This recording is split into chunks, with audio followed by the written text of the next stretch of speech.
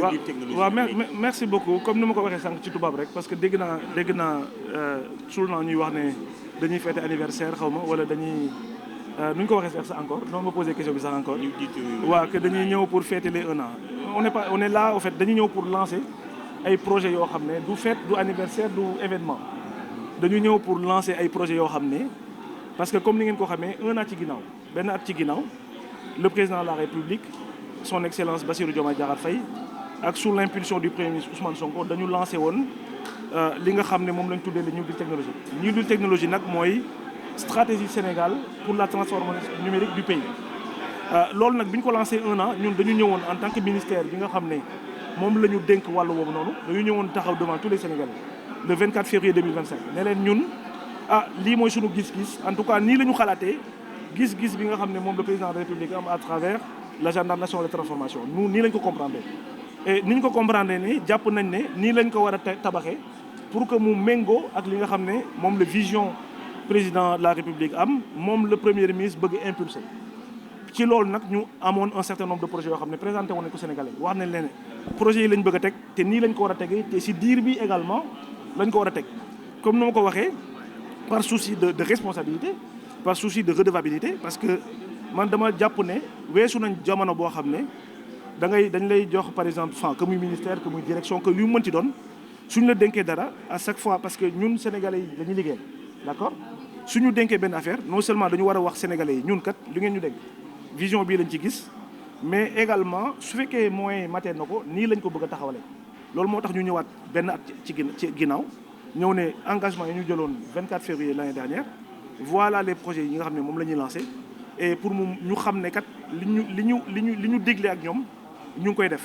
mu am ci ay projets yoo xam ne projets yu mucc ayib comme le guichet unique citoyen parce que comme ni ngeen ko xamee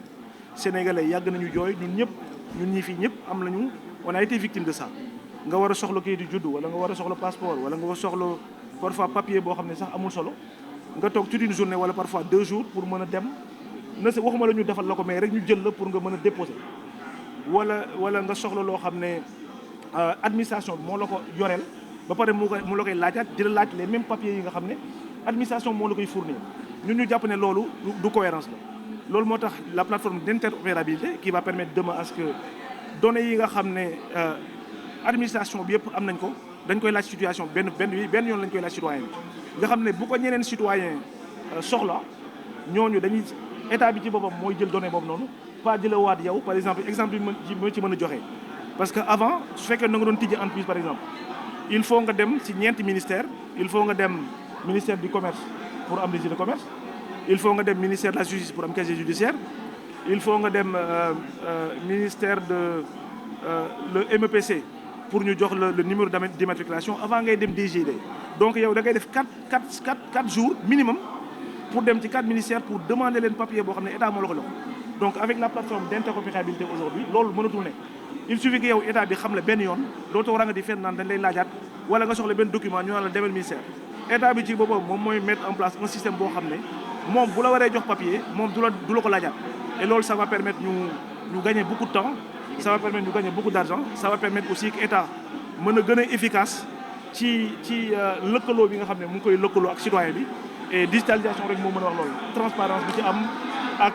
un certain nombre de cas d'usage yoo xam ne wax nañ ko fi mooy sur la transformation de nos données publiques également la sécurisation mais également nos données financières pour qu'il y ait une traçabilité mais également une transparence ba lépp loo xam ne intervention humaine la daanaka dootul mën am. À qui nous avons présenté un plan il y a 1 an de venir pendant ces 1 an qu'est-ce que nous avons fait en tout cas de la stratégie que nous leur avons présentée.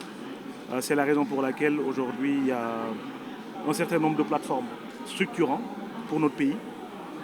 que nous avons lancées officiellement.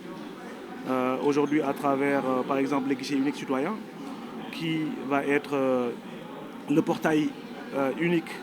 en termes de digitalisation de procédures administratives avec un certain nombre de régions, un certain nombre de départements pilotes,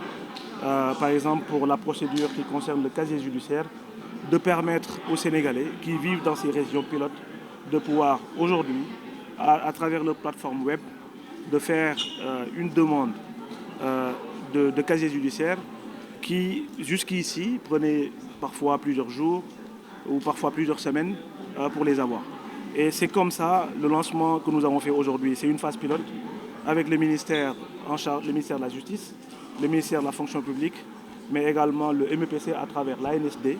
sur 4 ou 5 procédures. Maintenant, nous allons aujourd'hui aller à l'échelle avec le ministère de l'Intérieur, le ministère des collectivités territoriales à travers l'état civil, toutes les procédures dont les Sénégalais auront besoin, en tout cas dans les semaines et mois à venir, qu'on puisse les mettre dans une plateforme qui va permettre aux Sénégalais ou qui se trouvent dans le pays de pouvoir faire leurs démarches de manière sécurisée en ligne et aujourd'hui d'avoir toutes les procédures en tout cas dont l'État du Sénégal leur doit. Parce que nous avons estimé que depuis maintenant plus de 20 ans, les Sénégalais en ont assez de devoir faire la queue dans les administrations pour réclamer des papiers que l'État du Sénégal leur doit. C'est pour ça que nous avons estimé, dans le cadre de la digitalisation, de manière inclusive, de permettre à ce que tout citoyen sénégalais, désormais à partir d'aujourd'hui, pour le cas du casier judiciaire, de pouvoir, à partir de ce salon, de pouvoir aujourd'hui faire sa demande et les récupérer en ligne de manière sécurisée. Est-ce que vous êtes satisfait au bout de ces 1 an technologique? Quels sont les perspectives? Non, les objectifs sont remplis, même si on a beaucoup à faire. Comme je l'ai dit, les défis aujourd'hui dans la transformation technologique sont énormes. Ce n'est pas seulement des défis techniques, comme je l'ai expliqué tantôt. La transformation digitale d'un pays, aujourd'hui, ça concerne tout le monde. Parce que de la même manière que nous mettons en place des plateformes, l'usager, le citoyen sénégalais, qu'il soit alphabétisé ou pas, qu'il vive à Dakar ou pas, doivent bénéficier des mêmes services que l'État apporte aujourd'hui. Donc aujourd'hui, nos parents qui vivent dans les coins les plus reculés, aujourd'hui qui parfois n'ont pas d'électricité, doivent se sentir pleinement de cette transformation digitale. C'est la raison pour laquelle tout à l'heure je parlais de fondation, je parlais de briques solides qui a permis aujourd'hui à travers l'accès universel à Internet, qui à travers la technologie, le mix technologique que nous avons apporté avec aujourd'hui l'avènement de la technologie satellitaire, qui permet aujourd'hui, au lieu de 40%, maintenant partout au Sénégal, on a la possibilité, si on a de l'électricité, de pouvoir accéder à Internet. Donc ça, c'était le fondement de base. Mais également les data centers que nous avons, qui hébergent nos données, de pouvoir les sécuriser, de pouvoir permettre de faire en sorte qu'on ait les capacitations maximum et permettront aujourd'hui, si on demande aux sociétés étrangères qui vivent dans notre pays, de pouvoir héberger les données des Sénégalais dans notre pays, il faut qu'on soit en capacité de pouvoir répondre efficacement et qu'on nous assure également les aspects de sécurité, les aspects de haute disponibilité. C'est ce que nous avons d'abord essayé de régler à travers cela, les différentes briques qui sont pensées, réfléchies de manière cohérente, qui aujourd'hui englobent toutes les couches de la population dans cette transformation que nous voulons aujourd'hui concret et tangible. C'est pour ça que nous sommes venus un an après et de manière concrète présenter aux Sénégalais ce que nous avons fait. Beaucoup de choses ont été faites mais qui ne se voient pas forcément. Mais j'estime qu'encore une fois, pour pouvoir faire une belle maison, en tout cas une maison qui dure dans le temps, il faut les fondations. Et ces fondations-là ont été bâties. Maintenant, nous allons, avec cette phase pilote qui a été lancée, maintenant aller à l'échelle.